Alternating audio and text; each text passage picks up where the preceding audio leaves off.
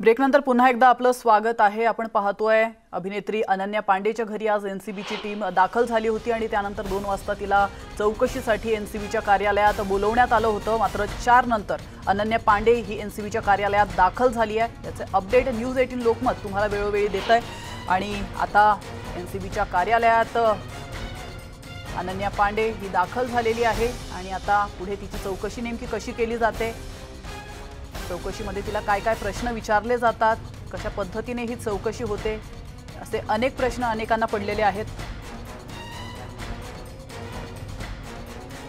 तर एनसीबीने अनन्या पांडेच्या वांद्रे इथल्या घरी शोध मोहीम राबवली। साधारण 4 ते 5 तास आज एनसीबीची टीम ही अनन्याच्या घरी होती। त्या ठिकाणी अनन्याच्या काही वस्तू देखील त्यांनी ताब्यात घेतलेल्या आहेत। त्याच्यामध्ये तिचा मोबाईल, लॅपटॉप यांचा देखील समावेश आहे।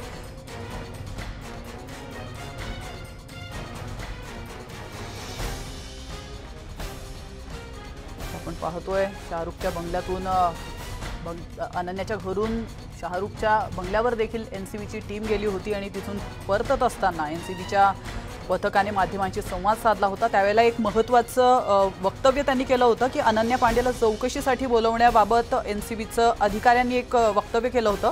संशयित आणि साक्षीदारांना चौकशीसाठी बोलवावं लागतं। एखाद्याला चौकशीसाठी बोलवणं याचा अर्थ असा नाही की तो आरोपी आहे। हे महत्त्वाचं वक्तव्य त्यांनी केलं होतं। त्यामुळे आता अनन्याला त्यांनी साक्षीदार म्हणून तिथं बोलवलंय की आरोपी म्हणून त्या ठिकाणी बोलवलंय हे देखील पाहणं महत्त्वाचं असणार आहे।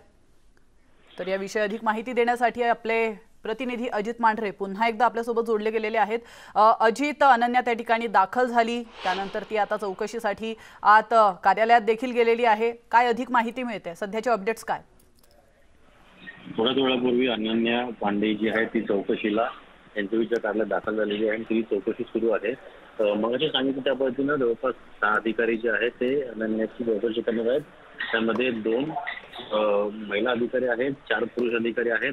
सुरुवातीला तिची परवानगी घेतली जाणार आणि तिला सांगितलं जाणार की तुझी चौकशी कोणत्या प्रकरणामध्ये होते आणि ही चौकशी होत असताना हे तपास अधिकारी आहेत आणि ह्या महिला अधिकारी आहेत। तुला जर कुठलाही काही मुद्दा असेल, कुठला आक्षेपार्ह वाटला असेल तर ह्या महिला अधिकाऱ्यांकडून तक्रार करू शकतेस।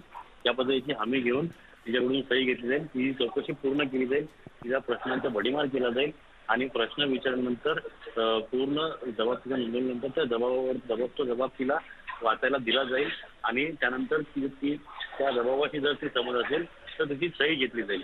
ही संपूर्ण प्रक्रिया जी आहे ती आता पार पाडली जाईल।